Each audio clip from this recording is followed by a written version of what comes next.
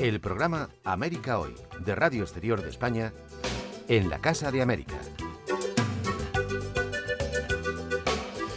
Saludos desde el Palacio de Linares de Madrid, desde donde hacemos América Hoy un mes más, gracias a la colaboración entre Casa de América y Radio Exterior de España con la emisión de este programa cara al público. Hoy lo vamos a dedicar a Iberoamérica ante el reto del cambio climático y las ciudades sostenibles, enmarcado dentro del Congreso Nacional de Medio Ambiente, CONAMA, que se está celebrando en Madrid y donde también a partir de mañana se va a celebrar la 11ª edición del Encuentro Iberoamericano sobre Desarrollo Sostenible, EIMA.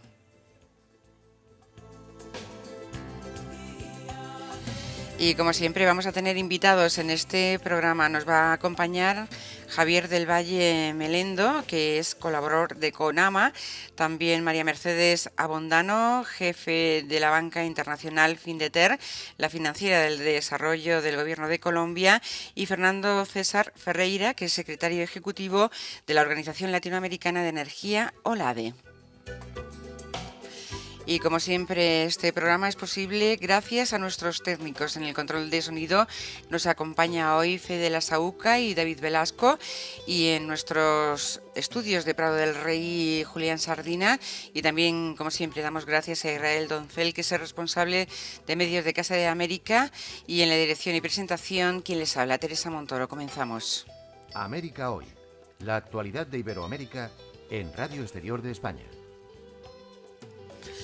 El Congreso Nacional de Medio Ambiente, CONAMA, se está celebrando en el Palacio Municipal de Congresos de Madrid, en un espacio en el que hay una agenda donde hay programadas más de 100 actividades y donde participan más de medio millar de entidades. Comenzaba este pasado día 24 y va a durar hasta el 27 de noviembre.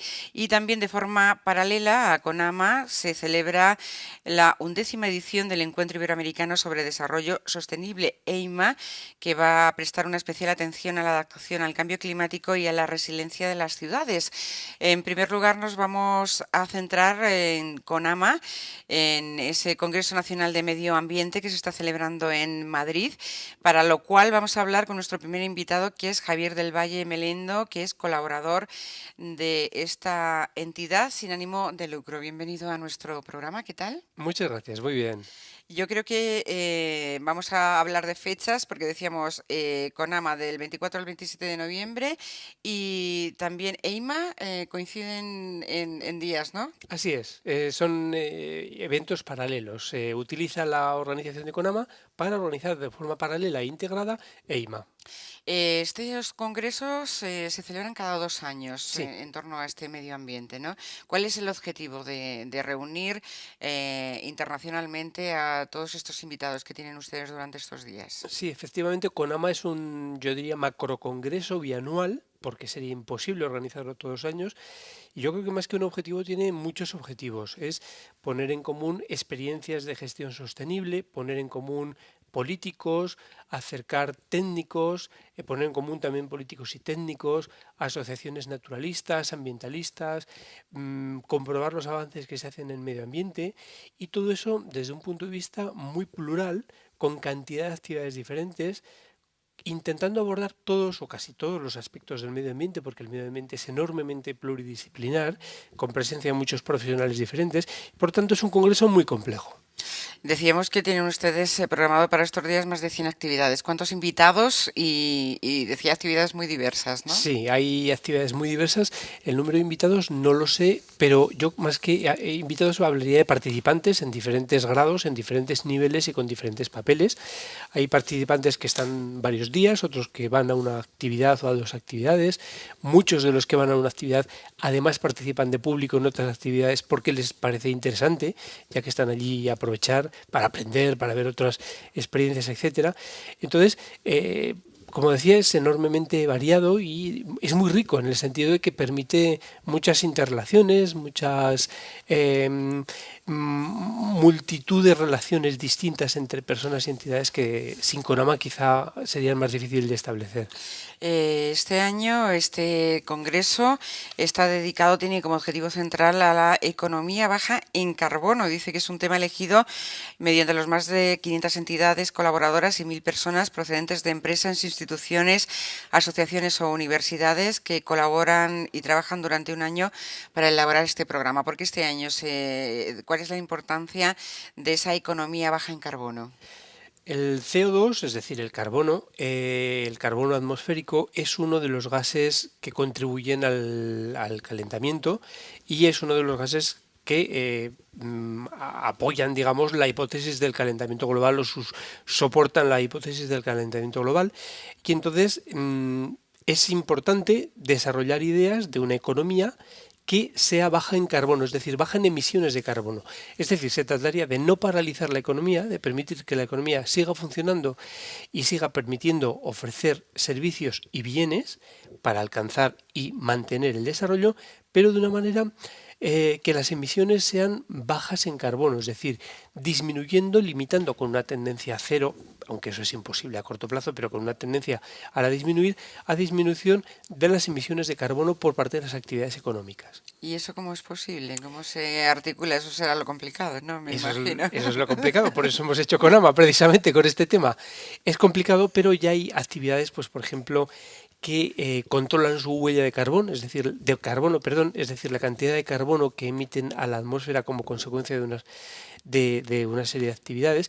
Al controlar la huella de carbón hay también técnicas, metodologías para disminuirlas.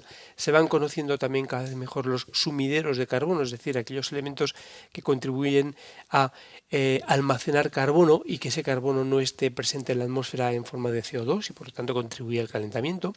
Es decir, que la propia sociedad, la propia economía cada vez tiene más herramientas para auscultarse a sí misma, para analizarse a sí misma y ver cuáles son las actividades más emisoras de carbón y qué herramientas tiene para disminuir esas emisiones de carbón y poco a poco avanzar a una economía menos emisora de carbono. Decíamos que hay participando empresas, instituciones, asociaciones y universidades, pero podemos decir de la ciudadanía, ¿qué interés hay por estos temas? Porque es cierto, nos dicen el calentamiento, en fin, todo lo que puede suceder, ¿no? Con cómo estamos tratando al planeta, pero yo no sé si eso llega y en CONAMA tienen también dentro de esa participación ciudadana. Sí, hay participación ciudadana por medio de público, por medio de voluntarios, por medio de asociaciones profesionales y no profesionales que participan de alguna manera en CONAMA. Y luego yo creo que sí que hay un interés muy importante por el medio ambiente. Tampoco hay que polarizar medio ambiente en clima. El medio ambiente es enormemente plural. Por ejemplo, hay una presencia muy importante de reciclado de productos por medio de sistemas de reciclado, de reutilización de materias primas. Hay una presencia importante también de espacios naturales protegidos y de gestión de espacios naturales protegidos. De hecho, pues Madrid cuenta con un nuevo parque nacional relativamente reciente, creado hace poco. Hay también una presencia de una adecuada gestión del agua, de una adecuada gestión de los recursos naturales. Es decir, se intenta que los aspectos más importantes del medio ambiente tengan su presencia en CONAMA, una especie de abanico del medio ambiente, y yo creo que la ciudadanía, o bien por uno o bien por otro, hay muchas personas, muchos colectivos y muchos ciudadanos que se ven sensibilizados, quizá algunos a todos, quizá otros más especialmente, pues no sé, a la biodiversidad o al agua o al clima o a la gestión adecuada de residuos. Bueno, pues casi todo el mundo de alguna forma se ve reflejada y se ve invitada a participar porque se le toca un poco esa sensibilidad que en uno u otro aspecto ambiental todos tenemos. Durante estos días y antes de que el jueves supongo que tendrán ustedes unas conclusiones, ¿no? Después de esta reunión, pero ¿qué cosas novedosas, si se puede decir, se están presentando estos días? Bien, las conclusiones. Bueno, llevamos 2 días de congreso. Todavía no hemos llegado, bueno, estamos en la mitad más o menos, todavía queda mucho congreso. Yo creo que es muy pronto para hablar de conclusiones, pero yo creo que, o al menos sí que me gustaría dar un mensaje optimista en el sentido de que la economía baja en carbón, ya que es el centro de CONAMA 12, de la 12ª edición de CONAMA, la economía baja en carbón es posible y, por lo tanto, no hay que elegir entre desarrollo o conservación del medio ambiente. Son dos aspectos compatibles y precisamente porque son compatibles no hay que polarizarse entre o bien nos desarrollamos o bien conservamos el medio ambiente, sino que hay que colaborar y hay que tender a casar estos dos aspectos. Yo creo que esa va a ser, no es una conclusión, porque esa es un poco la idea base de los CONAMAs, ¿no? Pero también en esta edición nos damos cuenta de que eso es posible. El desarrollo y la conservación del medio ambiente son compatibles. Decía que es la edición número 12 ya de Sí. CONAMA. A lo largo de estos años, que claro, hay que multiplicarlo por 2, es decir, nacieron Sí. hace prácticamente 24 años, ¿no? ¿Qué avances han ido viendo en cuanto a esa sensibilización o seguimos igual? No seguimos igual, ni mucho menos. La sociedad española y la sociedad iberoamericana ha avanzado muchísimo no solo en educación ambiental, que también, sino también en gestión real de residuos. Por ejemplo, en esta edición nos han presentado unas experiencias de ordenación de ciertos problemas ambientales en algunas ciudades de América, ordenación del tráfico en grandes ciudades, ordenación de la gestión de residuos sólidos o de aguas vertidas, de aguas de alcantarillado, que hace unos años estaban en una situación muchísimo peor. Bueno, pues se ven avances clarísimos en países que están en un proceso de desarrollo muy importante y que desde luego la comparación con la situación de hace 10, 12 años no tiene nada que ver. O sea que se está avanzando sin ninguna duda de una manera muy, muy positiva. Y en España exactamente lo mismo. Eso Se le iba a está decir, en avanzando también. España también estamos Sí, en avanzando. España también, claro, también hay que contar que nuestra realidad es muy diferente y que hay muchas más cosas hechas. En España quizá el gran avance se hizo a finales de los años 80 y 90, con lo cual ahora estamos en un periodo en el que hay que pararse a pensar, hay que reflexionar, hay que decir, bueno, ahora hacia dónde tenemos que tender, cuáles son nuestras líneas prioritarias, cuáles son nuestras opciones. Pues España, por ejemplo, yo creo que es un país que en cuanto a gestión de recursos hídricos tiene mucho que decir, pero todavía le queda. En cuanto a gestión de residuos urbanos está bastante avanzado, en fin, que todavía tenemos fortalezas en unos aspectos y carencias en otros, pero sí que con una perspectiva de tiempo se ve que hemos avanzado en muchos aspectos, en biodiversidad, por ejemplo, en conservación de la biodiversidad y en el propio conocimiento de la biodiversidad se ha avanzado muchísimo. España es un país de una enorme biodiversidad, el país con más biodiversidad de Europa. Nos vamos dando cuenta de que eso es una enorme riqueza, vamos desarrollando nuestro turismo relacionado con espacios naturales protegidos y con áreas rurales o áreas naturales. No tiene nada que ver el modelo turístico de los años 70, que era solamente sol y playa, con uno actual que es mucho más diverso. Seguimos manteniendo el turismo de sol y playa, pero el potencial enorme de España como país de destino de turismo verde, de turismo natural, de turismo de naturaleza, turismo en espacios naturales, se ha avanzado muchísimo también. Entonces, con perspectiva de tiempo, la verdad es que se ven los avances.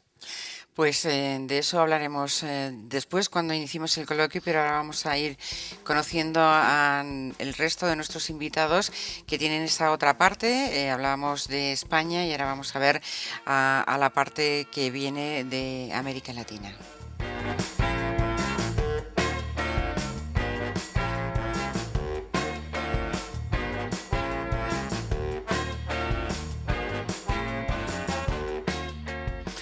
Y vamos a hablar ahora con María Mercedes Abondano, que es jefe de Banco Internacional de Findeter, la financiera del desarrollo del Gobierno de Colombia. Bienvenida a nuestro programa. ¿Qué tal? Muchas gracias por la invitación. Bueno, contándoles un poquito qué es Findeter. Efectivamente, que van a participar, como decíamos, en ese Encuentro Iberoamericano sobre Desarrollo Sostenible, EIMA, que llega a su 11ª edición. Estuve ayer hablando en CONAMA, mostrando un poco la experiencia que ha tenido la banca de desarrollo en la parte ambiental y cómo ha ido enfocando que los proyectos sostenibles sean cada vez más importantes, ya que Colombia no es un emisor, pero sí un receptor de todo el cambio climático y los problemas climáticos. Decíamos que viene de parte del gobierno de Colombia y es una empresa, como decíamos, que financia esos proyectos, ¿no? Ahora mismo, ¿cuál sería la situación de Colombia? Y decía que no son receptores, pero no emisores. Quizá nuestros oyentes querrían saber, me imagino que por la biodiversidad que tienen, pues no producen esa contaminación de alguna forma, pero sí que reciben lo que tienen alrededor, ¿o cómo es? Bueno, un poco como para contarles, Findeter es del Ministerio de Hacienda de Colombia, de Finanzas, y de los estados de Colombia. ¿A qué nos dedicamos? A las ciudades y las regiones a construir infraestructura. Hace 4 años, Colombia pasó por una ola invernal muy fuerte donde se destruyó prácticamente toda la infraestructura del país, incluyendo vías, puentes, hubo muchos problemas en los aeropuertos, los puertos, un poco de caos en el país y nos llevó a darnos cuenta que el país estaba afrontando un problema del cambio climático. Entonces, ¿cómo lo podíamos atacar? Haciendo obras más sostenibles, infraestructura que fuera preparada para este tipo de enfrentamientos contra la lluvia en especial y las sequías. Entonces, se ha ido preparando el país para esto y la financiación que estamos dando hoy en día dentro del Banco de Desarrollo del Gobierno es dedicada solamente a esto, Eso es solamente a lo que son infraestructuras, en solo principio. infraestructuras. Pero ¿llega a todos los estados o todos los departamentos o qué tienen que hacer, por ejemplo, para que entren dentro de ese plan que ustedes financian? Bueno, entran todos los departamentos, entra también el sector privado que hace infraestructura dedicada a la parte pública, entonces entran las alianzas público-privadas y entra el sector privado también. ¿Cómo entran a ser financiados? Simplemente presentan un proyecto a un banco comercial porque nosotros somos de segundo piso, pero este banco comercial debe establecer que el proyecto va de acuerdo a unos parámetros ambientales que está estableciendo Findeter a través de un sistema de análisis de riesgos ambientales y sociales. Ahora mismo no sé si tiene datos de cómo cuánta gente ahora mismo se ha acogido a esos proyectos. Bueno, más o menos estamos financiando alrededor de 3.000 proyectos en estos 4 años. Tenemos una cartera de 5.6 millones de dólares solamente para obras de infraestructura que comprenden transporte, vías, aeropuertos, puertos, educación y salud. Y más o menos cuánto creen de tiempo o cómo va a ir evolucionando. Bueno, me imagino que después de lo que contaba de esa ola que hubo, habrán empezado por los más básicos, pero supongo que de ahí se seguirá aumentando, ¿no? Sí, bueno, ya se están trabajando en obras muchísimo más grandes que comprenden pues una conectividad más grande del país. Colombia tiene una brecha de inequidad en infraestructura bastante grande que se está llevando en este momento, pero la idea es que se pueda trabajar en una infraestructura mucho más sostenible que vaya de acuerdo al cambio climático y a los problemas ambientales para no volvernos unos emisores, sino seguir siendo pues simplemente receptores. Claro, porque hablaba antes Javier del Valle, decía que no hay que, o que hay que compaginar, ¿no?, ese desarrollo, pero también que sea un desarrollo sostenible, ¿no? Sí, el desarrollo puede seguir y pues la necesidad de infraestructuras sigue estando, pero debemos hacerlo lo más acorde al medio ambiente y de la manera más sostenible posible. Decía también que tenían ustedes colaboración con empresas privadas, no sé si también inversión extranjera. ¿Cómo es más o menos? Bueno, con la parte extranjera estamos trabajando con las bancas multilaterales como el Banco Mundial, el Banco Interamericano de Desarrollo, la KfW alemana, la AFD francesa y lo que hacemos ellos nos dan créditos para poder financiar estas infraestructuras con unos costos más económicos y a la vez también nos están dando ciertos apoyos en la parte de asistencia técnica y cooperación no reembolsable para unos proyectos, más que todo en la parte de planeamiento y de poder tener unos diseños que vayan de acuerdo a lo que necesita el país. Decía que había hablado en CONAMA, pero que va a exponer en EIMA No, solamente en CONAMA. solamente en CONAMA. ¿Y conoce alguno, bueno, me imagino, en algún país algo parecido a lo que ustedes hacen en Findeter o es novedoso en ese sentido? Bueno, Findeter ha tenido una parte novedosa que fue que adoptó una plataforma del Banco Interamericano de Desarrollo que se llama Ciudades Sostenibles. Esta plataforma lo que busca es planear las ciudades a 50 años y donde se miran 4 pilares, donde está la parte ambiental como uno de los pilares más importantes. Entonces, esto le dio a Findeter un auge muy importante en toda Latinoamérica y ya han venido bancos como Banobras, como BNDES, como Caixa en Brasil, a copiar cómo nosotros nos llevamos la infraestructura a ser parte del banco y ya la están haciendo en Brasil y en México, ellos de la mano del Banco Interamericano de Desarrollo. Hablamos antes también de ciudadanía, cómo está comprometida la los ciudadanos colombianos con esta, supongo que es un poco reestructuración del país, ¿no? Sí. Al comienzo fue un choque cultural un poco grande hasta dentro de la misma organización, pero día a día el país se ha dado cuenta que esto es una necesidad. Por ejemplo, ahora podemos ver que otra vez el país está pasando por unas grandes lluvias, entonces, pero ya estamos más preparados. Entonces, el sentir eso, el país lo compromete más. Y como dice nuestro ministro de Ambiente, nosotros debemos llevar desde la parte baja hasta la parte alta ese cambio climático y esas ayudas, que no sea solamente que el político tenga que venir a poner las leyes para que las sigamos, sino que desde la sociedad entendamos qué es el cambio climático, qué son las emisiones, cómo podemos disminuirlas y de qué manera podemos trabajar todos juntos. Y en el campo de las infraestructuras, ahora mismo, ¿qué le han dado prioridad? Por ejemplo, no sé, carreteras o... En infraestructura le estamos dando prioridad a las carreteras, al transporte orientado. Entonces tenemos unos buses que emiten muy pocas emisiones. Esos se han implementado en varias ciudades de Colombia. Estamos trabajando en corredores verdes. Eso a través de una cooperación del gobierno alemán se ha enfocado y se está trabajando fuertemente en el país. Y además en la educación y en la salud, haciendo infraestructuras que sean de una manera más sostenible y que puedan pasar por todos los cambios que puedan haber en el medio ambiente. ¿Y para qué, o sea, o qué tiene de interesante acudir a congresos como este, el de CONAMA, desde el punto de vista de Findeter? Bueno, para Findeter, primero contar un poco lo que estamos haciendo porque las iniciativas han tenido una acogida a nivel mundial bastante importante, pero segundo, seguir aprendiendo qué más podemos traer a Colombia, qué más podemos implementar y nosotros somos muy receptores de la asistencia técnica que podemos recibir de otros países, entonces buscamos esto en su mayoría y pues ser parte de esas políticas de cambio a nivel mundial. Pues vamos a conocer ahora al tercer invitado que tenemos para que nos hable también de esa participación en CONAMA y en EIMA.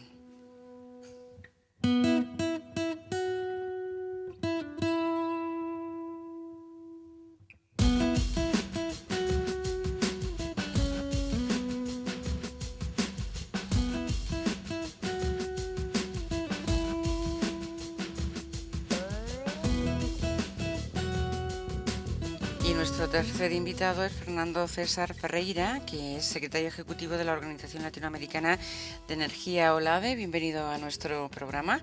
Y como a los anteriores invitados, le voy a pedir en primer lugar que nos presente a esta organización, a OLADE. Gracias, muchas gracias, buenas tardes. Bueno, OLADE es una organización que tiene 40 años ya. Hizo cumplió 40 años el mes de noviembre del año pasado y trabaja con 27 países de América Latina y Caribe. Y hay un país participante que es el país de Argelia. Bueno, nuestro trabajo es apoyar el desarrollo de la energía en la región de América Latina y Caribe y buscar hacer una integración energética más compatible con las necesidades de los países miembros de OLADE y además de eso también apoyar iniciativas, por eso estamos acá en Madrid, apoyar iniciativas para generar la energía de una manera sustentable. Eso es, no hay como generar energía sin un impacto al medio ambiente, pero hay como mitigar los impactos. ¿Ya? ¿Qué va a presentar o qué está presentando en este congreso, en este encuentro iberoamericano? Bueno, nosotros vamos a hablar un poco sobre la situación energética hoy en América Latina y el Caribe y explicar un poco cómo es la matriz energética de América Latina y Caribe. Hoy estamos con una más o menos como 25% de la energía generada ahí es una energía limpia, está por tanto comparada al mundo que está como más o menos 13% del mundo, estamos en una posición que se diría un poco mejor, pero hay algunos detalles en este tipo de análisis de que generamos una energía limpia, porque hay algunos países que usan leña. Y Todavía. leña es considerada una energía renovable, pero no es limpia. Ya. Y es un problema serio que tenemos en la región y que estamos trabajando para, no para mejorar el consumo de la leña, pero para superar, para pasar a una otra energía que no traiga problemas de salud, como es el caso del uso de la leña en las familias de América Latina, principalmente en Centroamérica. Y por energías, ¿cuáles son las más, podemos, consumidas y cuáles son las más limpias? O ya que nos ha hablado de la leña, que es que no es una energía limpia, ¿cuáles serían las energías limpias y cuál es ese porcentaje que hay de consumo en América Latina y el Caribe? Sí, en la región de América Latina y Caribe, podemos decir que es una región muy rica en términos de recursos naturales. Si miramos las posibilidades de generación eléctrica con fuentes renovables y con fuentes limpias, vemos, por ejemplo, que hoy solo 23% de la energía hidroeléctrica es aprovechada. Entonces, claro que no se puede hablar que toda la diferencia para 100 va a ser utilizada porque ha crecido la protección ambiental, lo que se hacía en el pasado en términos de grandes centrales, grandes plantas no es más posible, pero si comparamos con el mundo, vemos que las posibilidades de América Latina y de Caribe de producir su energía de una manera sustentable y limpia es incluso más a nosotros, la naturaleza nos dio una posición un poco privilegiada. Privilegiada. Y por países, por ejemplo, ¿quiénes están más concienciados, como decíamos antes, en cuanto a esas energías limpias? Por país, ¿cuáles que serían Sí, los países más limpios de alguna manera, quiero decir, o que tienen más conciencia de que tienen que producir esa energía limpia. En verdad, casi que todos los países, todos, diríamos, todos los países están conscientes de que necesitan desarrollo, pero necesitan un desarrollo con energía limpia, ¿no? No es desarrollar con energía que no sea limpia y después tener que consertar la cosa, ¿no? Empezamos ya con una energía sustentable. Podemos citar Brasil como un ejemplo en términos de utilización de energía limpia. La matriz energética de Brasil hoy tiene como que casi 70% de energía hidroeléctrica. Ujú. Y ahora ya avanza en otras energías limpias como energía eólica, la energía solar. Hace 2 meses Brasil hizo una subasta muy grande en términos de energía solar para venta de energía solar. Eso significa que en poco tiempo se empieza una nueva, casi que una revolución en términos de energía solar. En Brasil, que es uno de los países importantes en términos de tamaño geográfico y tamaño de población, porque tiene casi que 50% de la población de América América del Sur, Latina. Ujú. no de América Latina. Del sur, Sí. efectivamente, son ustedes un país muy grande. Pues hemos planteado ya, más o menos nos han contado nuestros invitados qué es lo que hacen y que han venido aquí a contar a Madrid. Y ahora vamos a seguir en esa segunda parte del programa abriendo ya un debate. Son, bueno, representantes de formas distintas. Hablamos de energía, hablaremos también de financiación y hablamos de lo que pasa aquí en España y en conjunto hacia dónde va. Pero vamos a, como decimos, a intentar interactuar y para que entre todos nos vayamos planteando preguntas y vayamos respondiendo.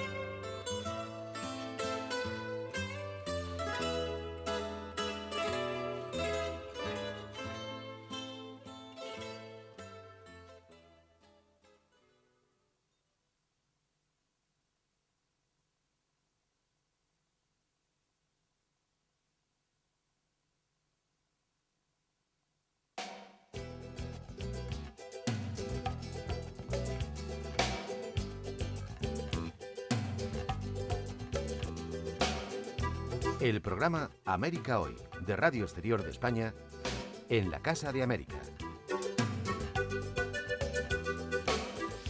Saludos desde el Palacio de Linares, donde saben que hacemos ese programa de América Hoy, gracias a la colaboración entre Casa de América y Radio Exterior de España, con la emisión de este programa cara al público. Ya saben que estamos dedicándolo a Iberoamérica ante el reto del cambio climático y las ciudades sostenibles, enmarcado en el Congreso Nacional de Medio Ambiente, CONAMA, que se está celebrando en Madrid hasta el día 27 de noviembre, hasta este jueves, y también la 11ª edición del Encuentro Iberoamericano sobre Desarrollo Sostenible, EIMA. Y nos están acompañando Javier del Valle Melendo, que es colaborador de CONAMA, también María Mercedes Abondano, jefe de Banca Internacional de Findeter, financiera del desarrollo del Gobierno de Colombia, y Fernando César Ferreira, secretario ejecutivo de la Organización Latinoamericana de Energía, OLADE. Y estamos gracias en el aire a nuestros técnicos, a Fede La Sauca y a David Velasco aquí en Casa de América, y a Julián Sardina en Prado del Rey. También gracias a Israel Doncel, responsable de medios de Casa de América, y en la dirección y presentación que les habla Teresa Montoro. Comenzamos. América Hoy, Radio Exterior de España. Y como decíamos, vamos a abrir ya ese diálogo entre nuestros invitados de hoy. No sé si en primer lugar, por ejemplo, Javier del Valle, que ha escuchado a nuestros otros invitados y que él representa, como decíamos, a CONAMA, que es la parte nacional, tenía algo que decir respecto, por ejemplo, a esos ejemplos que nos han contado de Colombia y también de esa Organización Latinoamericana de Energía, de OLADE, en cuanto a esas energías que hablaba, esas energías que no contaminan, ¿no? Bien, pues a mí me gustaría hacer una reflexión, un poco basándome en lo que ha comentado nuestro compañero Fernando Ferreira. Pues la reflexión es la siguiente: ¿por qué la energía es limpia o no limpia? Pues sencillamente porque afecta o no afecta al resto del medio ambiente. Entonces eso es lo que nos permite discriminar y decir esto es más limpio, esto es menos limpio, esto es más impactante, esto es menos impactante. Generar energía, como siempre ha comentado Fernando, siempre necesita un cierto impacto ambiental, al menos con las tecnologías actuales. Siempre hay una transformación. Esa transformación puede ser reversible o irreversible, amplia o pequeña, profunda o superficial. Entonces, en función de todos esos criterios, estableceremos que la forma de generar energía sea limpia más o menos. Voy a poner un pequeño ejemplo. Para generar hidroelectricidad, es decir, energía a partir de la fuerza de los ríos, en principio todos sabemos que es una energía renovable y por tanto es el propio ciclo del agua el que permite que sea eterna, pero no es del todo inocua para el medio ambiente. ¿Por qué? Pues porque si desviamos los caudales de los ríos, dejamos un tramo del río sin agua o con mucha menos agua de la que le correspondería, con los consecuentes impactos para la fauna y la flora. Si lo que hacemos es un embalse para hacer un gran reservorio de agua, un gran almacén de agua y generar electricidad en las turbinas, estamos inundando una zona, estamos eliminando la fauna y la flora de esa zona, y en muchos casos también podemos estar estableciendo una serie de impactos socioeconómicos, mayores o menores, en función de una serie de criterios. Por lo tanto, es un ejemplo de una energía renovable, pero que también tiene sus impactos. Cualquier forma de generar energía, nuclear, térmica, eólica incluso, que muchas veces se pone como ejemplo de energía limpia, es renovable, pero también tiene una serie de impactos visuales, porque afecta al paisaje, afecta a la fauna, sobre todo a la avifauna, a las aves, afecta a la antropización del terreno, porque hay que crear infraestructuras para llegar a los molinos, a los parques eólicos. Es decir, todo tiene su impacto. Y toda forma de generar energía afecta a algún aspecto del medio ambiente, normalmente no a uno, a varios, a muchos. Por lo tanto, el medio ambiente es un elemento enormemente interrelacionado. Todo está interrelacionado en el medio ambiente. Y además el ser humano también se ve afectado por cualquiera de estas actividades de transformación como consecuencia de la generación de energía, porque no estamos aislados del medio ambiente en el que vivimos.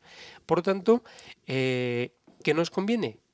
Ser poco impactantes en el medio ambiente en el que nosotros vivimos y de esa forma asegurarnos de cara al futuro un entorno lo más saludable posible y lo más sostenible posible.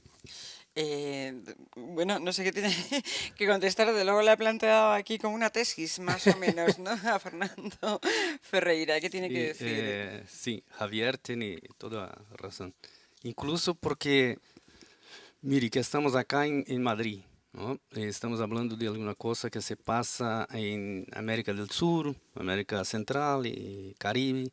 Entonces, ¿por qué hablamos de la misma cosa? Se pasa algo que en nuestra producción no es una producción limpia y energía es todo que necesitamos para vivir, ¿no? No hay Ujú. cómo vivir sin. Entonces será impactado el mundo, no solo América del Sur, América Sí, será sí. impactado todo el mundo. Entonces hablamos de un asunto que es común a todos, al ser humano, producir su energía y proteger su capacidad de vida. Bueno, al mismo tiempo también hay algunas paradojas. Al mismo tiempo que tener una energía limpia con base en hidroelectricidad, nos trae otra vez al encuentro acá. Hablamos acá de cambio De cambio climático, climático. ¿ya? Por tanto, cuando hablamos que en América Latina hay una energía ahí que se puede aprovechar, un gran potencial, también se debe llevar en cuenta que esta energía no depende solo de la capacidad del hombre de generar o de aprovechar.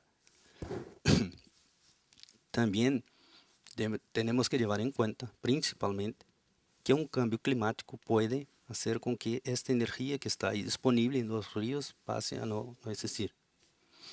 Por eso hicimos incluso un trabajo, un proyecto, un estudio en América Central para ver lo que ya teníamos detectado en cambios climáticos y lo que podría pasar en términos de escenarios futuros.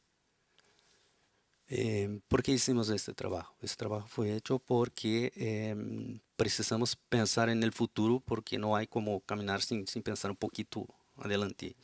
Entonces, imaginemos algunos escenarios posibles y pensando que se pasa alguno de esos escenarios, lo que se puede hacer es tomar una determinada medida hoy para llegar hasta allá. ¿Ok? Entonces, todo que hablamos acá tiene tiene un hilo conductor, ¿no? Nos lleva siempre a un punto crucial que es cómo producir nuestra energía necesaria sin, Alterar sin el... alterar el medio ambiente, Ujú. sin provocar algo que desequilibre, como es el caso del cambio climático, ahora ya es un desequilibrio, ¿no? Porque sobre la naturaleza y todo eso va a impactar a nosotros otra vez.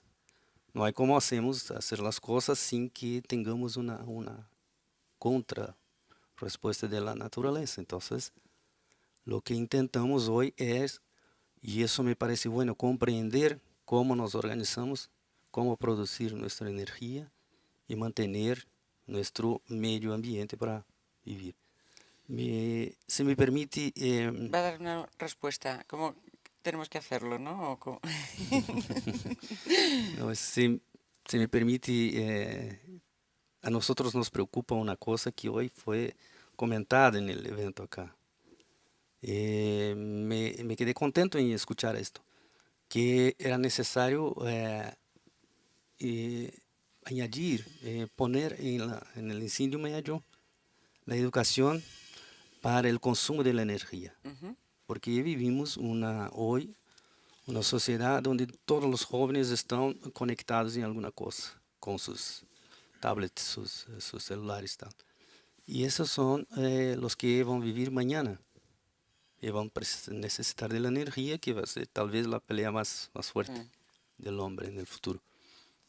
Y entonces escuché que era necesario educar los jóvenes y por eso tenemos un proyecto en OLADE para esto. Ah, para los jóvenes. Para los jóvenes, para colocar al programa de los países miembros de OLADE en el segundo grado, porque nuestra realidad en América Latina y Caribe es que muchos no llegan a la universidad donde se toma contacto con la energía, ¿no? Con los estudios. Tal. Entonces nos preocupa hacer con que el joven tenga conciencia de Desde dónde que, está, ¿no? desde la básica, Sí, educación básica, ¿no? Podemos decir. ya. Me gustaría también que nos acercáramos, que lo hemos hablado menos quizá en la primera parte, de las ciudades sostenibles, porque hablaba de esos jóvenes van a vivir, según esas cifras, a partir de unas cifras enormes, la mayoría, el 80% va a vivir en ciudades, ¿no? Del 2050. Entonces hay que hacer también esas ciudades sostenibles. No sé si de eso también se ocupa, por ejemplo, Findeter, María Mercedes Abondano, que nos puede hablar de esos planes para hacer ciudades sostenibles para el futuro, donde vivan esos jóvenes. Bueno, para darles un dato antes de empezar, en Colombia el 75% de la población ya vive en ciudades, entonces la realidad está más cerca de lo que pensamos.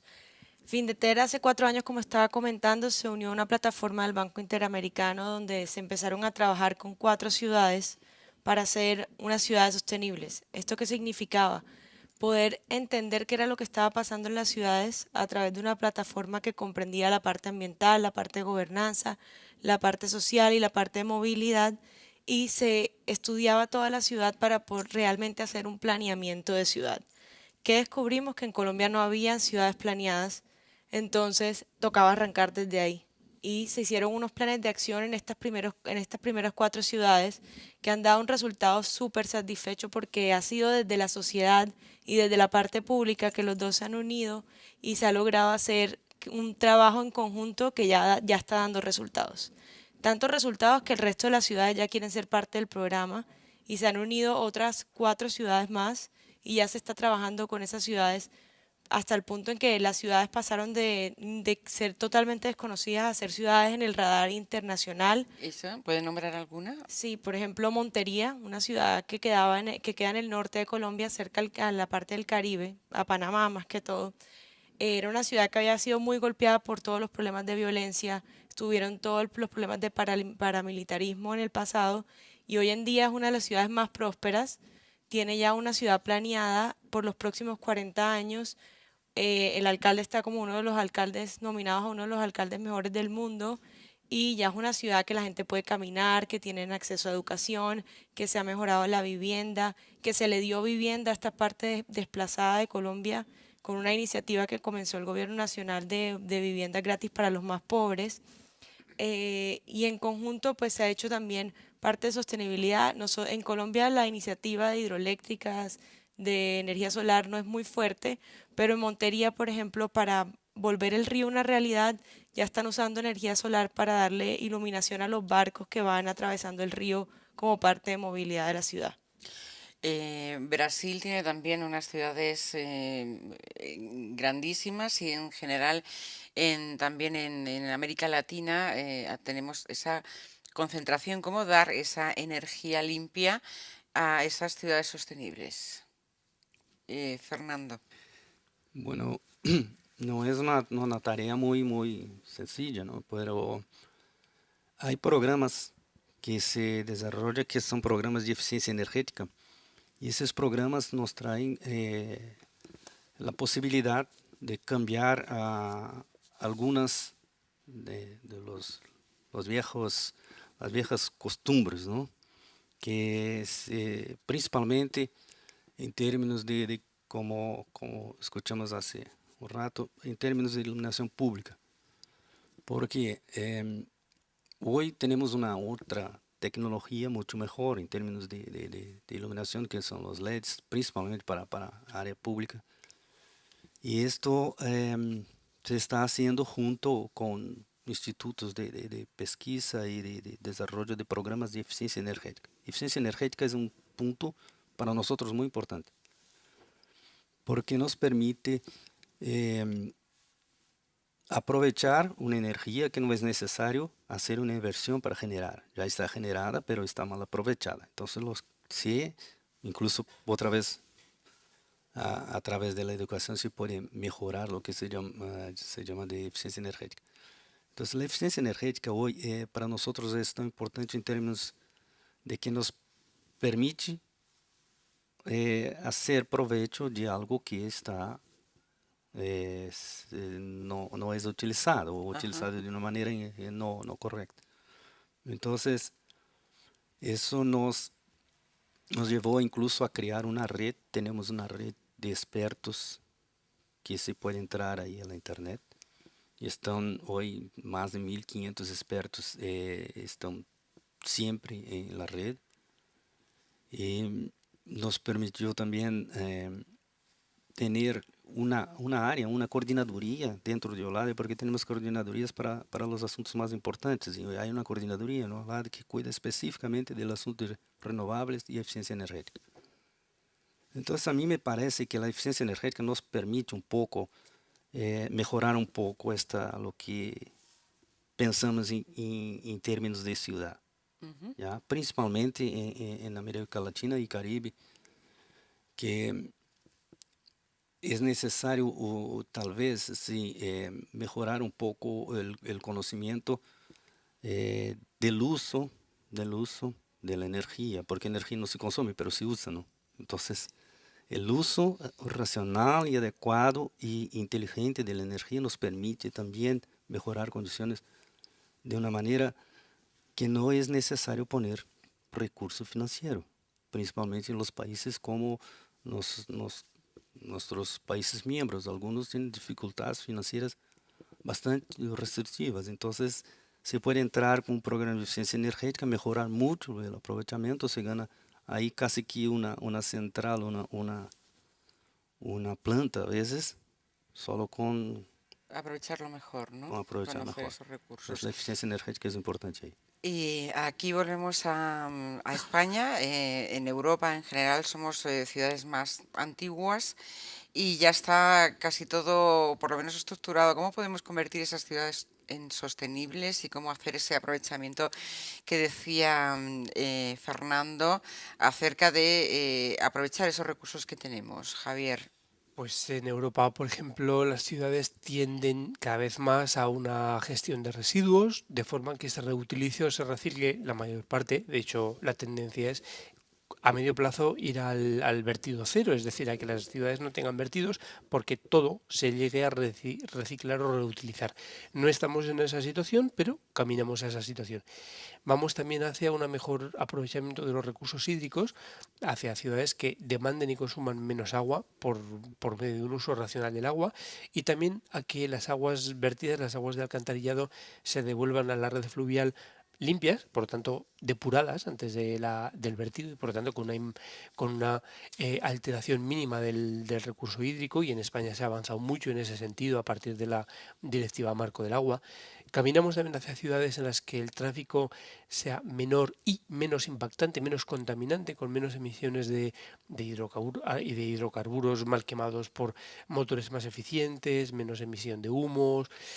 Caminamos también hacia unas calderas de calefacción menos contaminantes, con sustitución de calderas de calefacción antiguas de carbón pues por sistemas de gas, o en algunos casos por sistemas solares o de otros sistemas, pellets, etcétera, etcétera. Es decir, que todavía quedan muchas cosas por hacer en las ciudades antiguas europeas, pero digamos que el camino está marcado, hay que hacerlo. Para hacerlo se necesitan muchas cosas, entre otras se necesita la participación ciudadana por medio de la sensibilización ciudadana y de la educación. Pero eso no es suficiente. Allí donde no llega la participación ciudadana y la sensibilización, entra la administración. Y la administración, para poner en marcha ese tipo de proyectos, necesita financiación. Por eso tenemos aquí, por ejemplo, una representante de Findeter, porque las cosas no se hacen solo con sensibilización, hay que pagarlas. Pues justamente he hablado de la administración y antes de pasar ya casi a la última ronda en donde que hagamos una especie de conclusión final de aquí de nuestros invitados, quería saber, preguntarle a María Mercedes, aunque ella viene luego desde la parte del gobierno, luego se supone que ya la administración ahí en Colombia está implicada, pero también saber desde parte de OLADE cuál es ese apoyo que se requiere para poner en marcha todas estas políticas, porque indudablemente es muy interesante todo lo que se plantea, pero claro, luego se necesita llegar y tener ese apoyo, ¿no? Desde el gobierno colombiano supongo que Findeter es una parte de ese apoyo que está haciendo a todas estas políticas, ¿no? Sí, Findeter con recursos del banco como tal está financiando varias obras y está apoyando el desarrollo de nuevas obras, y también está apoyando al Ministerio de Ambiente directamente con iniciativas que tienen ellos, y, utilizando los recursos de ellos para administración de estos y poder implementarlos en obras dedicadas a la mitigación y al cambio climático. Y desde OLAVE, al ser tantos países los que participan ahí, supongo que lo tendrán más complicado, ¿o no? No, no. No. Nosotros, claro, el presupuesto que tenemos es un presupuesto solo para el mantenimiento de la organización. Pero porque para los proyectos nosotros vamos a los organismos de financiación como el Banco Mundial, CAF, BID y tal. Son bancos que tienen recursos para aportar al desarrollo energético. Entonces nosotros vamos a estas instituciones y tenemos algunos convenios con gobiernos desde afuera, incluso de la región, que nos apoyan con recursos y entonces presentamos los proyectos para los países. Claro que siempre presentan primero a los países para ver de la conveniencia de hacer o no el proyecto y después vamos a buscar el recurso. Entonces hacemos así, hacemos un poco identificando necesidades de proyectos dentro de líneas. Por ejemplo, puedo decir que la línea de inclusión social es extremadamente importante en América Latina, extremadamente importante, en Caribe también. Entonces nosotros trabajamos con la energía como algo de inclusión social. Estamos a este punto aún. Creo que también lo comparte con Colombia, ¿no? Esa Sí. parte de Sí. inclusión social. Eso es lo que estamos trabajando ahora muy fuertemente por el tema del posconflicto. Entonces, se está tornando en la parte, bueno, de medio ambiente, cierre de brechas de infraestructura y la parte social, inclusión. Perdón porque le he interrumpido, pero puede continuar, No, Fernanda Ferreira. claro, hablamos de una realidad de una región que incluso en los últimos años, cómo ha mejorado el nivel de vida. Ujú, hay una incipiente clase Hay media. exacto, personas que llegaron a una faja de renta que ya pueden tener acceso a algunas cosas, ¿no? Una vida mejor, y eso requiere también un consumo de energía per cápita más elevado.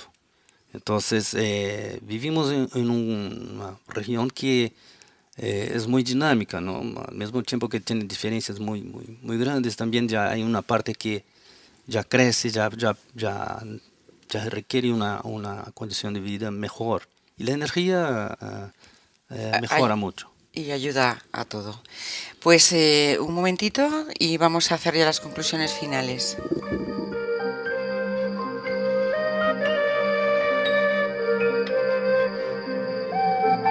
¿Con qué concluiría?